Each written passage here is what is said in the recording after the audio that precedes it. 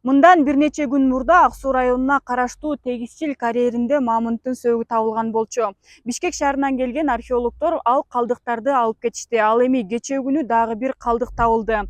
Карьердин жетекчиси Рустам Карыпбаев менен биргеликте ошол калдыкты сиздерге көргөзүп тааныштырып чыгалы.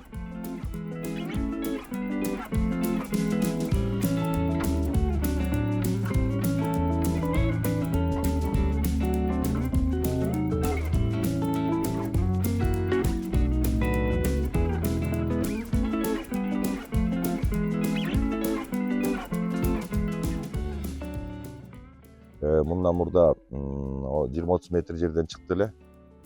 Аларды казып алып кетишкен. Эми мына азыр бияк 20 метр бери жакты казып атсак, бери жактан дагы бир мамонттун тиши чыгып атат. Бул биз ойлойбуз эми ичинде дагы мамонттун башы, баш сөөк же башка бир денелери чыгабы деп. Анткени тияктан эки жак бибини жагы баары башы сөөктөр да чыккан.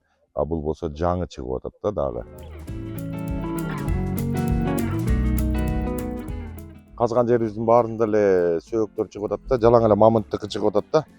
Бул топтошуп, ушултушка бирдеме болуп өлгөн окшойт да буларчы. Анткени азыр 3 эмес 4 жерден сөөк чыгып атат да. Тапкан жерлердин баарын жакшылап казып чыкса, может, ойлойбуз биз баягы бүтүн чыгабы дегенчи. Анткени моюндары, тигине биякта бир аркаларыбы, буттарыбы эмнелер дагы бир немелери чыгып атат анан. Ошо биз деле археологдорду күтүп атабыз. Министерствого чалганбыз, айтканбыз.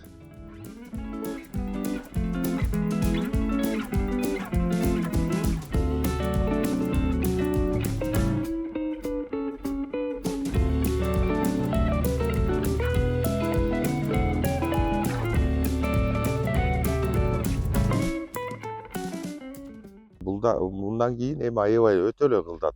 Ар бир ташты карап калдык да, агарганда да эле көрүп, колубуз менен кармап көрүп атабыз да.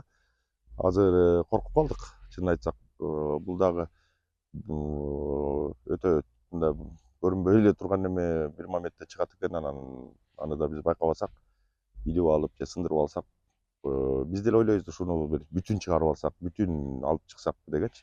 Эми ушундай табылга болуп аткандан кийин эми бүтүн алып чыксак жакшы болот эле да. Азыркы учурда карьерде жумуш убактылуу токтоп турат. Себеби Бишкек шаарынан келе турган археологдорду күтүп жаткан маал. Алар келгенден кийин табылганын канчалык чоң экенин, кандай экенин сиздерге тааныштырабыз.